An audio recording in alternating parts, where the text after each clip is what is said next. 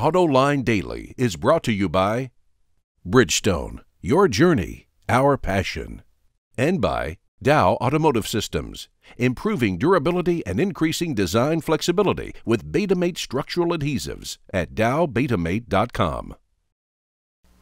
Hello and welcome to a brand new week of Autoline Daily.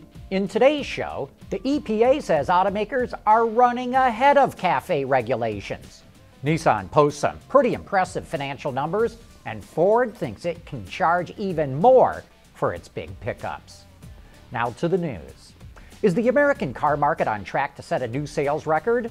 Wards is forecasting that the seasonally adjusted sales rate, or SAAR, could hit 17 million vehicles in July, the highest in 8 years. And Ward says that sales could actually come in higher than that. Even more encouraging, the jump is coming on the retail side of the business, not from fleet sales. Ward expects Toyota to outsell Ford due to lost production from the F-150 model change. It says Hyundai Kia will catch Nissan, and that Volkswagen will see the biggest slump of any automaker. We'll know the actual numbers in about a week. Nissan announced its latest financial earnings this morning in Tokyo, and it looks like Carlos Ghosn still has the magic touch. Nissan sold 1.2 million vehicles worldwide in the last 3 months, up 6% compared to last year, but its revenue jumped over 10% to $24 billion. Its operating profit jumped over 13% to $1.2 billion, and its net profits soared nearly 37% to $1.1 billion.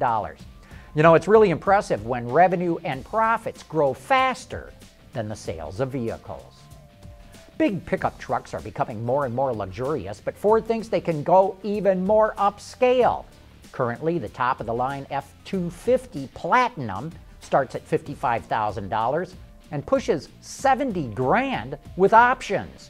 But Ford's truck marketing manager, Doug Scott, says he believes there's even more upside opportunities above the Platinum trim with the Super Duty. Scott says there are enough high-end customers willing to pay over $70,000 for a big pickup. Former GM CEO Dan Akerson is chiming in on the congressional hearings that Mary Barra just went through. He tells the Detroit News that Congress probably would have treated him better than the vicious grilling Mary Barra went through.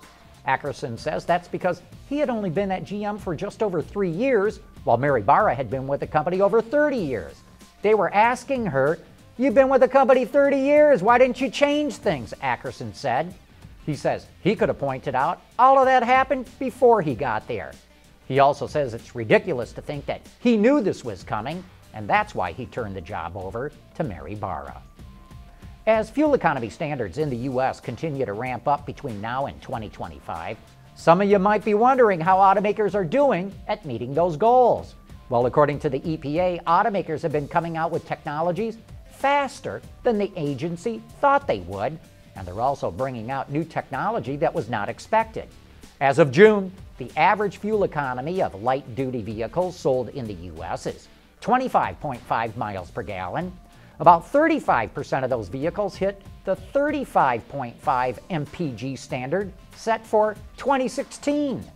Automakers have been using new techniques and materials as well as reducing engine size to help make the improvements, but the EPA has been surprised at the amount of vehicles getting direct fuel injection, CVTs, and diesel engines.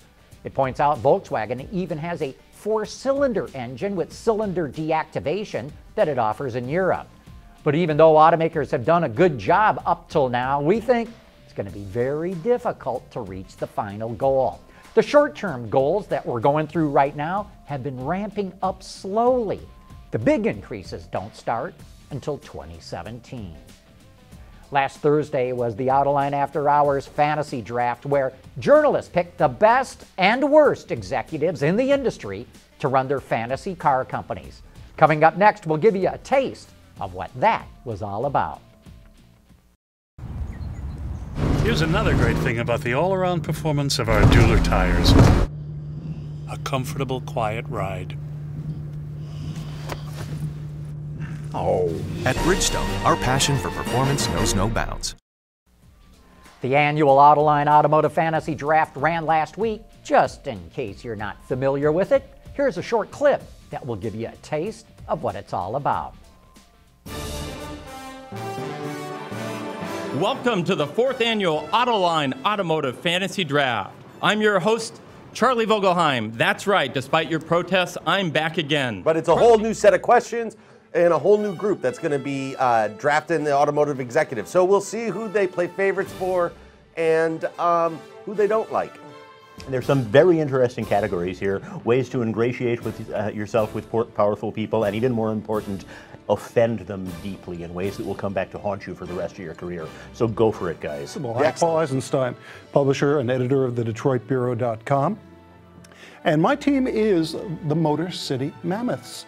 And yes, we are Mammoth. We are the gargantuan company that will replace some of those other firms as they go bankrupt, spending all of their money on recalls and other safety features, lawsuits. So all their executives go to jail. So we're going to take over, and we're going to be everything for everybody. The third round will be choosing an existing current vehicle that you would wish to be your first release. So a car that's out there right now that you are hoping to have as your first release. Since we established earlier on that Basic Motors is for people who really don't care much about cars, driving cars, owning cars, having anything to do with cars. So I'm picking the Googlemobile. That would be our first car. They've done all the heavy engineering, so I figure that that would work out just fine. Now, well, I looked through this list, and I think that we have 4 esteemed auto journalists picking these vehicles. And I wonder, do they hate cars? Do they just hate America? And, well, they might, because there's a pickup. We saw their political selections as well. But I think now we're supposed to kind of... Time to declare winners. Look at the overall set of picks, and who do you think did the best? Oh, I have to say, I think...